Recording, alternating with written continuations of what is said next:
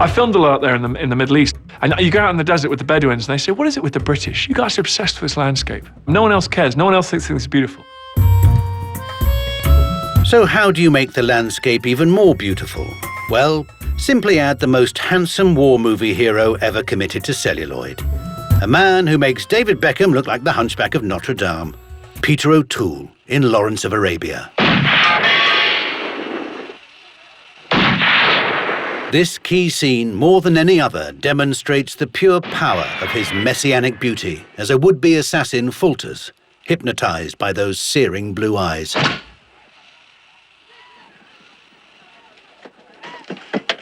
Jiminy.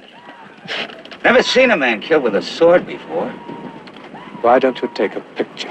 There's probably no sexier, no more charismatic a screen debut than Peter O'Toole in Lawrence of Arabia. Those eyes, piercingly blue across the sand of the desert, are kind of one of the most striking and memorable images in all of cinema. He was a very short man, and you're a very tall man. Do you make any effort as an actor to think like a small man? No.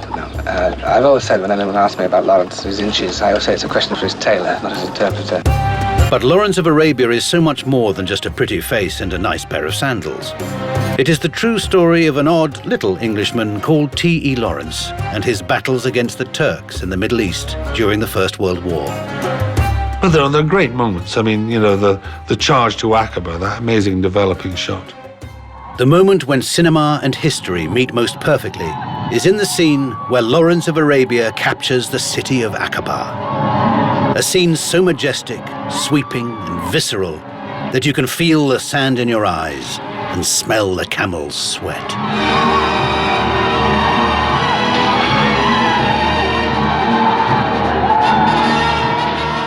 I think it's made better by David Lean's widescreen, Freddie Francis photography.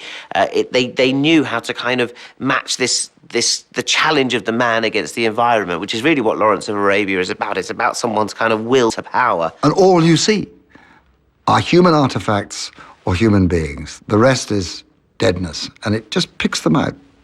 So that's all you can watch.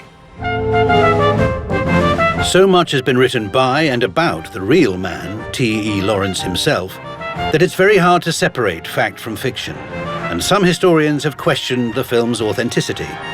But does this really matter? A journalist who spent a bit of time in the desert campaign came out and said the only thing they got right in that film was the sand and the camels. But it's an unbelievable performance by Peter O'Toole, a kind of weird performance. It might not have much to do with Lawrence, and yet it captures something, and it's become just an iconic film. You work on the 30 feet ahead.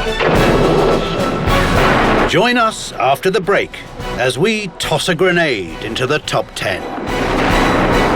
Don't hit me with those negative waves. Don't hit me with those negative waves.